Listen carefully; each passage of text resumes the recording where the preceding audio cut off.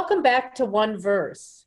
In this episode, we have Todd Hostetler, the pastor at City on a Hill Teaching Center, and Jeff Millslegel, a fellow Bible study teacher at City on a Hill. They will be discussing a verse that was selected at random, and this time, Todd, you get to go first. It's in the New Testament, and it's Hebrews 3:5. That says, "Let your conduct be without covetousness. Be content with such things as you have. For he himself has said, I will never leave you nor forsake you." That's Hebrews 13:5.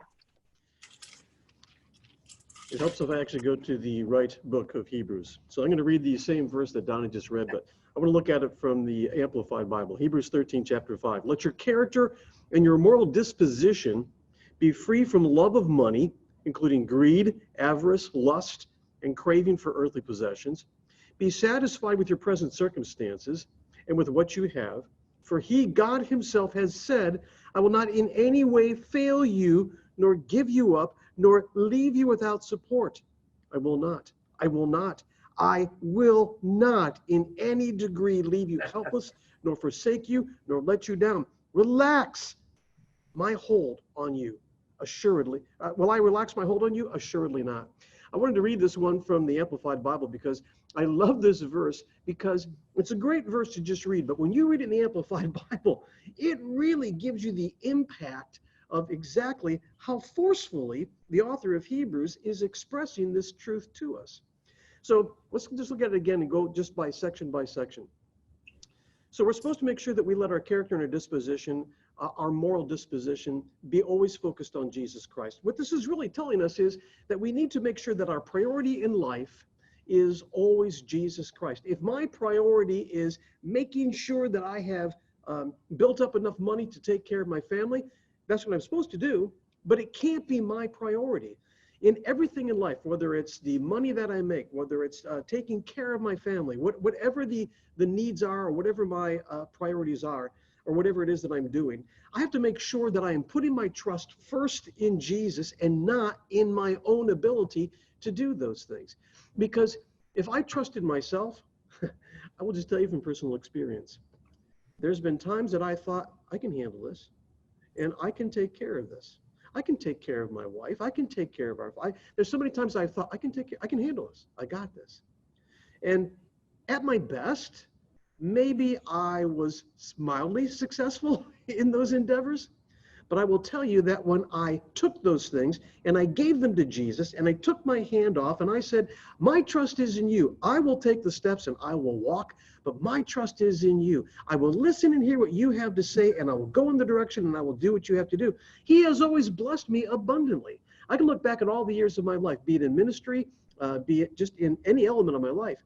And I have hasn't always started out successful, but I've always found success in what I've done. Not because of my skill or my ability, but because I've been able to put my trust in Jesus and not put trust in my own abilities. So set aside all of that love of money, greed, avarice. This is all earthly possessions. It's all things that are in my hands and in my ability. But then I just want to focus on this. Hear this again from how the author says this as it's brought out in Hebrews. As we go through that verse. "And be satisfied with your present situation."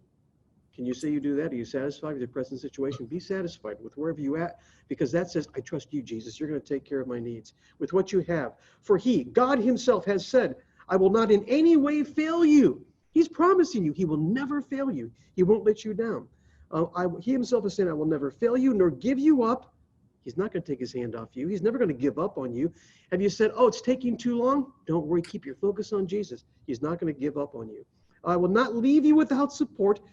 All these promises, will he ever fail on those? I will not.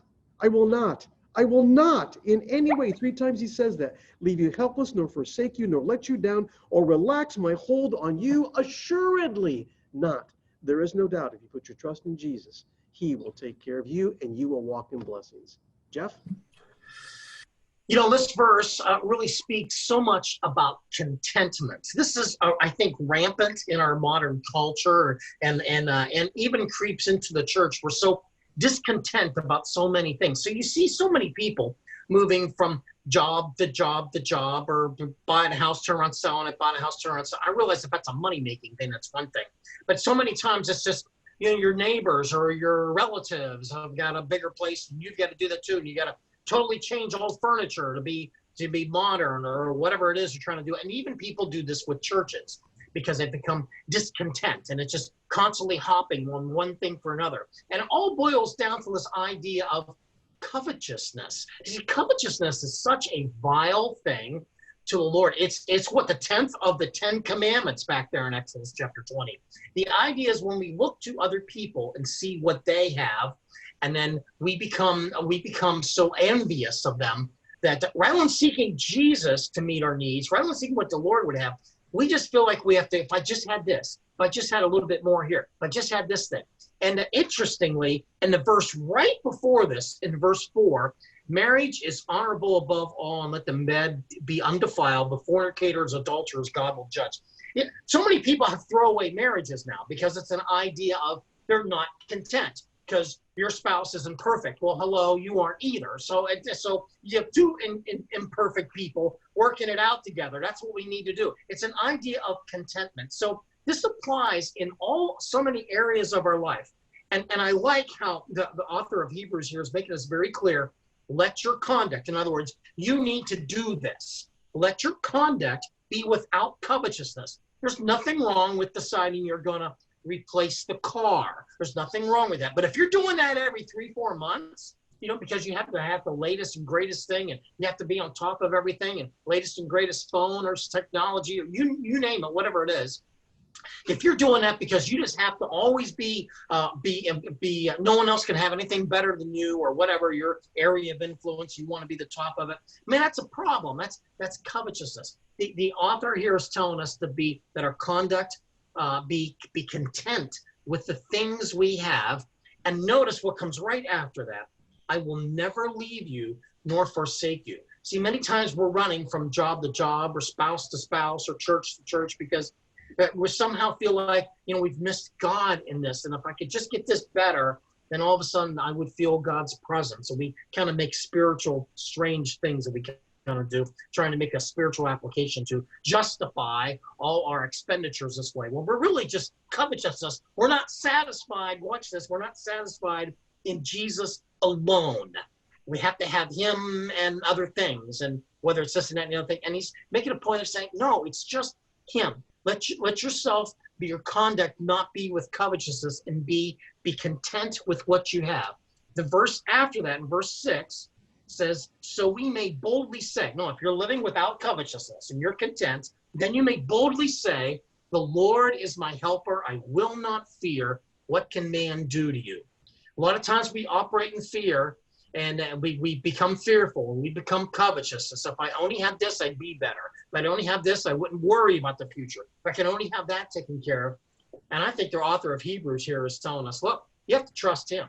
You have to be content for what he has given you. There's nothing wrong with trying to improve yourself. There's nothing wrong with that. But the point is what is your contentment in? Him? Or is it only your abilities and the things that you can see working out? And that's where we kind of run into some problems on that. All right, Todd, go ahead and wrap this thing up there for us. Well, I also think that as you look at that, again, what always comes back to my mind is just ask yourself this question. Look back at your life and the things that you have done where you've taken hold of things and you've taken care, where you put your trust in self instead of putting your trust in God. Has it ever worked out to be exactly all that you wanted, or could it have been better? See, here's the difference. At your best, if you put your trust in yourself at your best, you're still going to, at some point, you're not going to see something, you're not going to be aware of something, you're going to be blindsided by something, or you're just going to relax your hand on whatever that thing is. It just happens. We're flesh. We're moral. We're normal.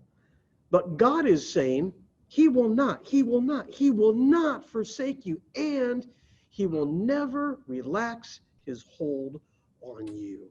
Do I want to trust in myself? Or would I rather trust in Jesus? Put your trust always in Jesus. He will never relax his hold on you. Thanks for joining us. We look forward to seeing you next time on the next One Verse.